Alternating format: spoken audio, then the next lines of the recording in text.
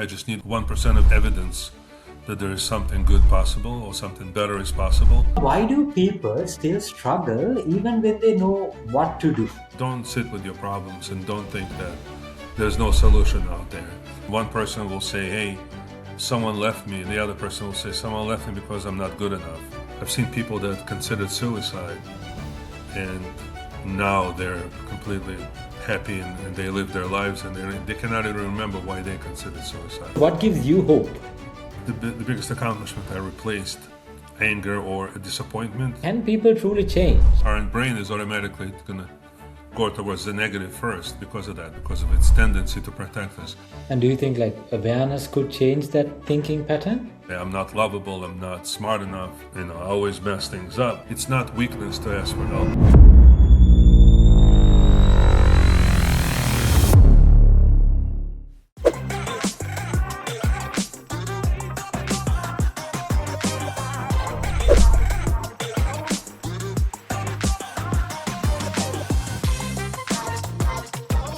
All right, Mike, thank you so much for jumping on the In Pursuit series and thank you for your time today. Would you mind giving our audience a full introduction about where you're from? And let's begin. My name is Mike Kogan. I am a mental health counselor in Princeton, New Jersey. Some people call it therapist, people call it psychologist. I'll work with people that have any kind of difficulties, any kind of mental health disorder or any other related issues, and I help them get through those difficult times to the best of my ability. I love that. I love that. So how long have you been in the practice? So approximately 18 years. I've really been doing this for quite some time. I started off more or less part-time doing this, among other things, and then gradually transitioned to doing this full-time, and I love every second of it. I work sometimes 10, 12-hour days, and it does not feel like, a work to me. But yeah, it's been a long time. It's going to be, I hope it's going to be 20 years soon. I love that. I love that. So now I have a quick question for you. So now why do people still struggle even when they know what to do? First of all, a lot of times people do not know what to do, or they think they know what to do, but what they think is not effective or does not really work. One of the issues I see with people is that they believe they know what the answer is, but they want immediate results, and people are really focused on seeing something instantly working. You tell them they kind of want an instant solution, and if they don't know what the instant solution is, they kind of quickly give up. It's kind of similar to someone going to the gym and expecting to see big muscles right after the first two visits. And when they don't see that, they say, well, what's the point? Why should I even continue going? It's not working. A lot of times people don't know what to do, and I'll be honest with you, or they get quickly disillusioned by seeing that what they think is wrong. What I've seen really is that people need help most of the time. They cannot do certain things themselves. Sometimes we need help, we need another person's perspective or encouragement or specifics. My entire life I really enjoyed talking to people, trying to understand people, trying to relate to people that are different than I am. In other words, focus on people that are, trying to see perspective versus perception. And it's the biggest thing for me right now is to teach people how to see things from a different point of view. I've always kind of been curious about that, and I've always focused on learning more and more about people, but trying to look at things from their experiences, from their perspective. I mean, a long time, and this is something I tell people as well, focus on realizing that the way people see the same thing may be very different, because people look at everything from their own perspective, from their own learned experiences, from their own life, life that they've lived and people they've met. So it's not always going to be the same as you, and that's okay. It's something to understand. That's something always interested me about the human experience. That's amazing. And what did younger Mike believe about happiness? To me, happiness, and I tell people, is being, doing what you like to do, the way you really want to, like waking up and going to about your day, doing exactly what you love to do, like not forcing yourself to do something you don't want to do. I see a lot of people that they wake up and they're really not looking forward to their day. Or they don't even really, I see people that don't even want to get out of bed because they're like, well, what's the point? I hate every second of the day that's going to be in front of me. To me, happiness is exactly When you don't have that feeling, when you're really looking forward to doing something you want to do and enjoying every moment of that and learning something new, kind of like just kind of like fulfilling some sort of a purpose that you have. And like, what are the patterns that you are seeing repeatedly? One thing I can tell you is that people, when you say people don't want to help themselves or don't want to help themselves, I see that people don't only suffer from for what happens to them. A lot of times they suffer from the meaning that they create around what's going on next to them. You know what I mean? So it's like basically two people can experience the same rejection, failure, divorce, any kind of life experience. One person will say, "Hey, someone left me," and the other person will say, "Someone left me because I'm not good enough."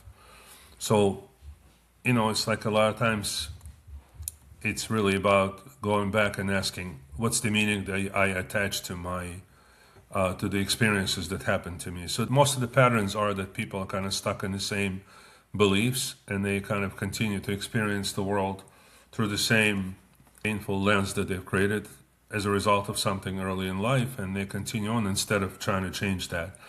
And it's really, because a lot of times people will say there's something wrong with me, or it shows up differently, and can say I'm not lovable, I'm not smart enough, I always mess things up, all kinds of stuff that people want to go. So, or I'm too much, I'm not enough. There's different variations, and it's amazing that people always believe that because that's like something they create inside. The idea is to kind of work with people and then say, okay, you can break that pattern, break that thinking pattern that you have, because it's all shaped by perspective. There's reality and there is the story that we put on top of reality. And most of the people are stuck in that story that they tell themselves. What is like the biggest lie people tell themselves? The biggest lie is probably that what things are today can never be different. Like, in other words, that what the world is around them at this point is the only way they can really be, can never change. That things are, forever are what they are. In other words, you hear people sometimes say, I am the way I am, and it's just what it is. Take me for what I am. Yeah. Ultimately, you're not the way you are. You are like the sum product of all the different experiences happen to you, but it can really, really change. In other words, and again, so it's almost amazing that people can look at things from a different perspective. And that's why I said you need someone's help to do so. When people tell me certain things, I listen and I compare to what they said before, and I the moment I point it out to them, they're always surprised because they don't hear it themselves, because a person cannot hear what they themselves are thinking or doing. From the outside perspective, I'm always able to help them kind of gain a bit of a different perspective. You see what they don't see themselves. Because once they have a complete picture, they know what they can do, they can kind of get help and they can change. What things are today does not necessarily mean that they're going to be like that tomorrow. It's just really the idea of recognizing what there is to change. Sometimes it's not that very clear. Do you feel like they are like avoiding difficult conversations? Yeah, well, as you said before, like people are stuck in patterns and they think they can only do certain things or cannot do certain things. And a lot of times people hide in their so-called perception that they create, right? I'm not going to have a difficult moment. I'm going to have a different conversation. I'm not going to have a difficult... I'm not going to do anything to step out of the comfort zone that I create for myself. So a lot of times people hide from what the truth is in order to just comfortably survive through the day. And that's what's going on. So, what destroys relationships the fastest? What destroyed a relationship the fastest? That's a great question. I'll tell you, it's like what I said earlier, not seeing things from another person's perspective. And, sometimes, let's say your partner, most of the work I do are marriage counseling and relationship counseling. I see like a lot of times situation where, let's say, for example, your partner forgets something and one person thinks, well, they forgot. The other person will think they don't care about me and that's why they forgot. So you assign a meaning, you assign a story to what's actually going on instead of just really finding out. Like people don't fight about, for example, who did the dishes, who forgot to do the dishes at home, right? So they fight about the meaning of what's going on. So one partner will say to the other, you did not do the dishes because I don't matter to you or you don't care about me. So many arguments are not actually about the event. Many arguments are about the wound or the trauma that the event creates in their mind. So it's like really not trying to see things from the other person's perspective. And the other major relationship killer, in my opinion, is defensiveness. When people are defensive, basically people are focused on proving that they are right instead of understanding each other, better, and figuring out that, relationship is not a courtroom. Relationship is just whatever has to work. It's not about proving who's right and who's wrong. It's about basically being curious about one another and trying to understand each other's point of view before coming up with a story that they tell about each other. That's what I see that destroys, and people refuse to recognize, they refuse to change that, and that usually will destroy a relationship faster than anything else. So, and why do people struggle communicating things more honestly? People struggle to communicate because, again, you're coming off from your own perspective. In order to understand one another, you have to kind of accept that not everyone believes what you believe and not everyone thinks the way you think, right? So communicating is difficult because of, as I always say, it's a two-person sport. It's not just me communicating with me. It's easier when you think and talk to yourself, right? Because we all do. The moment you talk to another person, you're faced with their experience and their perception of what you're saying. And we get quickly disappointed, we get kind of sidetracked, upset when someone doesn't understand us, and then your own patterns quickly come into play. For example, I talk to my partner and she doesn't understand me. I get defensive and I stop talking because I say, you know what, forget about it. You don't hear me, you don't understand me. And it becomes difficult to communicate because both people are guilty, right? Both people maybe you should adjust the way they communicate, or the other one should be more receptive to what the other one is saying. I guess the main skill to develop is listening to one another, to spend the time and listen to the other person's perspective. Listening is actually the most important skill, I would say.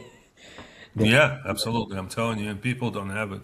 People don't use that. And whatever you hear from the other person, like when I'm listening to you, for example, you're talking to me based on your life experiences, based on your culture, based on everything you've lived through. It's very probably most likely different from mine. So like when I talk to you, I study, I try to understand what it is, and I look at facial expression, I look at everything. Most people don't do that. Most people kind of rush through it and they just really look at things from their own experience, say, oh, he doesn't care about me, he doesn't listen to me, it's all a waste of time, blah, blah, blah, blah. So most relationship, almost any communication, even at work, is based on that, So it's really refusing to have what I call active listening skills. Active listening skills, most important thing. And what does emotional maturity actually look like? So if you think about, that's one of the major things that I work on is emotional. First, the idea is to understand what emotional regulation is. You have emotions, you have different emotions that are caused by external events, right? So let's say I walk and someone cuts me off. My emotion is to yell, to scream, and this and that. So my emotions are going to go up and down, up and down. Regulation means I'm able to control my own emotions internally and have full control of what I am, what I feel. In other words, not let the world experience what I'm experiencing inside, so I can kind of basically control it and regulate myself. Not to go too high, not to go too low, but to be somewhere in the middle. To me, emotional maturity is really being able to control your own emotions and understand that my first reaction is not necessarily what the best reaction is. So I can really take my time and I can say, okay, I'm emotionally mature. I'm not going to just explode and go with my first initial reaction of it. That to me is maturity, because a lot of times this is what separates us from children, right? Children will experience an emotion and they'll cry, they'll let you know what's going on. A lot of adults grow up with that same unfortunate lack of skill, right? They will just quickly react to whatever is going on without being able to control their own emotions before expressing themselves. That's very powerful. I like that. Yeah. Yeah. Do you believe can someone love others if they really don't understand themselves? Can someone love others if they don't understand themselves? Yeah, I think you can, but it's very difficult. It's extremely difficult. Most people do not understand themselves, or they think they do, but they fail at that. But I think you can love another person, and it's possible. But, in my opinion, loving someone else means that you totally negate yourself. In other words, you quickly put the other person above yourself, so to speak. And it's almost like you can feel the pain of the other person before you feel your own pain. So you can love another person without understanding yourself, but it's not gonna, it's not gonna create a long-term relationship, because what happens is, love is love, and then when you talk about actual long-term relationship, there's a lot of back and forth involved, and you can love another person, but unless the other person loves you back, it involves a lot of relationship stuff that's a little bit different from love. If both people love each other equally, then you don't need to do anything else, then everything is going to be fantastic. It's very difficult to maintain that level of mutual love, because the world changes, you change as a person, I change as a person. So everything changes, so you have to kind of work on that, and it does not stay automatically connected. You have to keep working on it, and that's where relationship kicks in. The relationship skills are a little bit different, because how do you maintain that love that you had initially?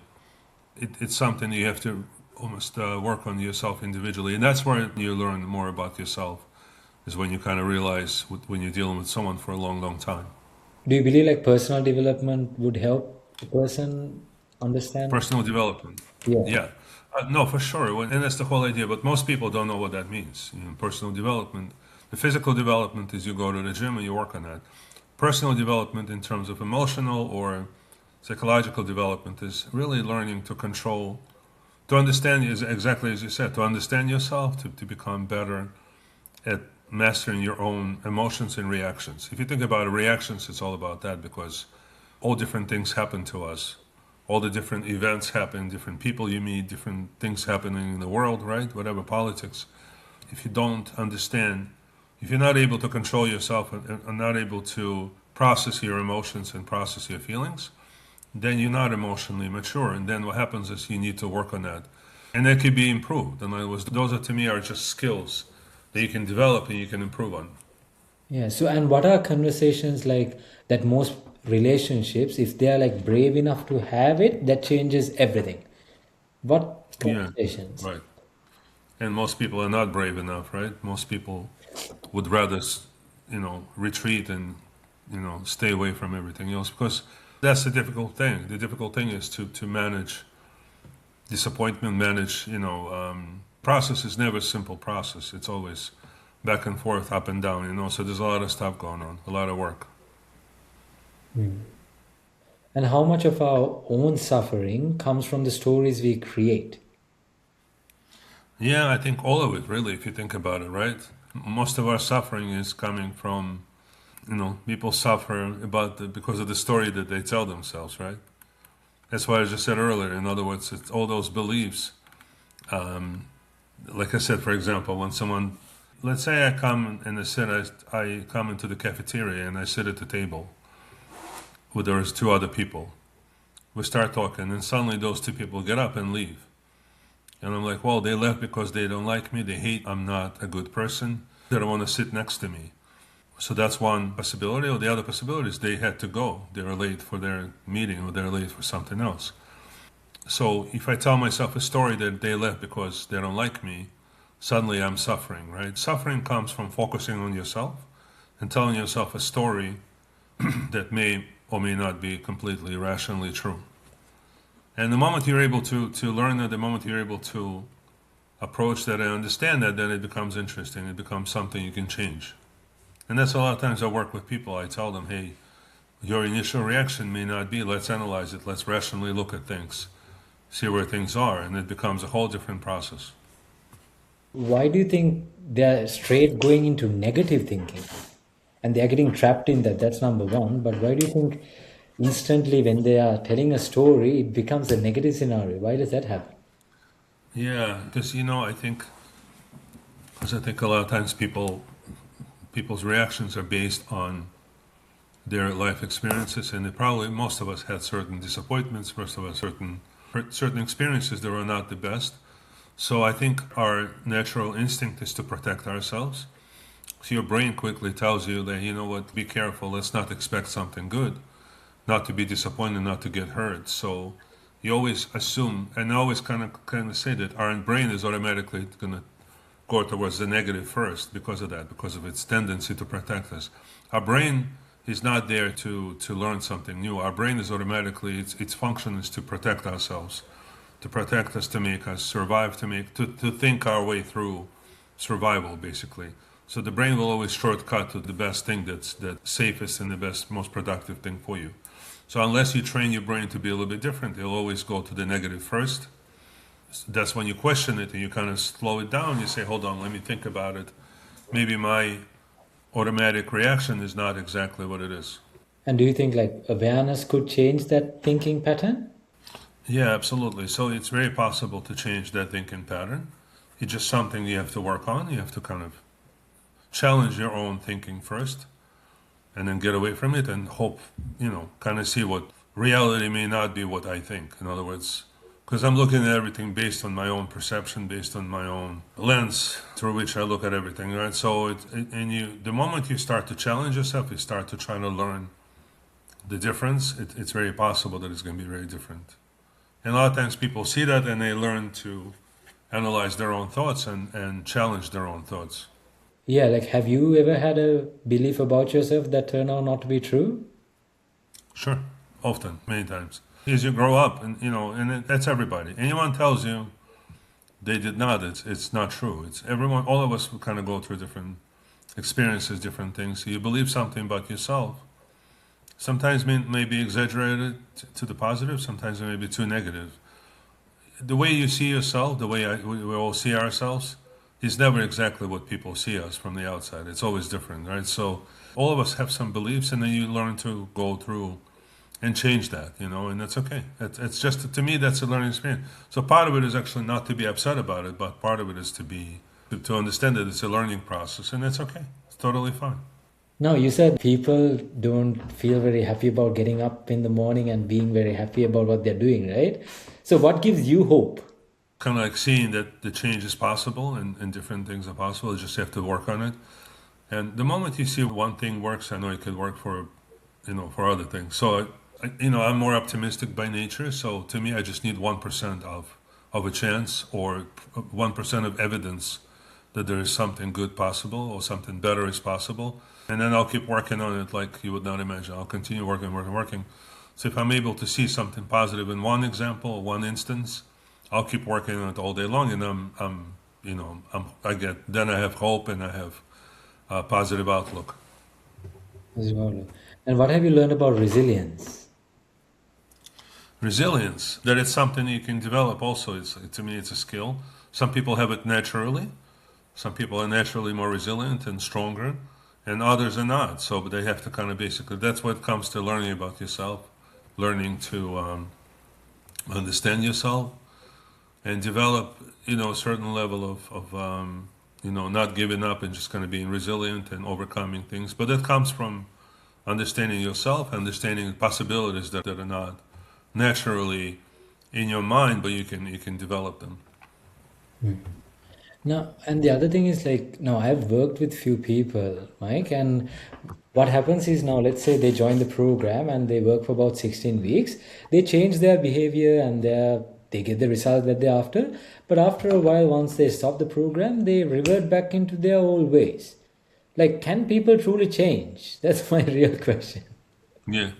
So this is similar to what I said, right? Going to the gym and expecting a result quickly.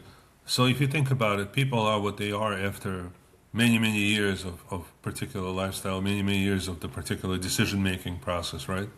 Our patterns, as you said, right? So most of the time people expect to change in a shorter period of time. So if you were a particular way for 20 years and then within 1 year you try to change it, it doesn't work. So it takes a lot of, to me, it's all about identity. It's about changing yourself, but truly sticking with the program and you got to keep going for much longer than that. You can't just expect to change in a short time. But people will always revert to what they know best, what they naturally believe, right? And it takes time to change that. So when I say change is possible, yes, but it's not instant. It doesn't take 1 second. It takes a long period of time. And if they quit somewhere in the middle of that process, they go back to what they were doing before. Yeah, and like how much of a time frame are we thinking for a person to truly change themselves? How much of a time frame would they really need? They know that Well, I don't know, it's different for everybody. But if you're changing, like I said, 20 years of a particular lifestyle or decision making, I don't know, I would say at least a couple of years of consistency. It's not about time. It's about what you do during that time. How consistently are you, changing yourself? How consistently, again, it compares to that gym, right? Going to the gym. It's not about the fact that you were a member of the gym for 2 years. Have you been going every day? Have you worked consistently in the program every day, right? Then after 2 years, you probably see results, right? If you go once a month and just walk in for 5 minutes and leave, then it's not about how much time. It's just the fact that you didn't really do anything. You did not do the work, right? So it's all a matter of what you do during the time. But I think it takes time. It takes a couple of years of consistent change to create new patterns. In other words, it takes a little bit of consistency. To me, consistency is more important than anything else. To just like do everything every day, because let's say somebody that I don't know, for example, wants to lose weight, and whatever they do, they have to do consistently for the next long period of time, and then you start to see results. So I like when people do something on a daily basis consistently, then it becomes something interesting. Without that, it's completely impossible, and it's just more of a entertainment or more just attempt to do something, but it's not a consistent change. It's not a consistent change. So, your perspective, what does a mentally healthy life look like? Like a proper one. Mentally healthy life, Yeah. What does it look like? I think it's different for everybody. To me, it's really being emotionally regulated, as I said earlier, and just kind of basically focusing on understanding why you had a certain emotions. So, like, really just mentally healthy, you have to be totally emotionally in control of your own reactions and process everything and not deal with any kind of trauma you had in the past and try to understand yourself today what the best reaction is, to kind of go through the motions and go step by step and learn yourself and learn people around you. But the most important component is to understand yourself and why you react the way you react and try to change that for the better. I love that. So, Mike, what Yeah. are you currently in pursuit of?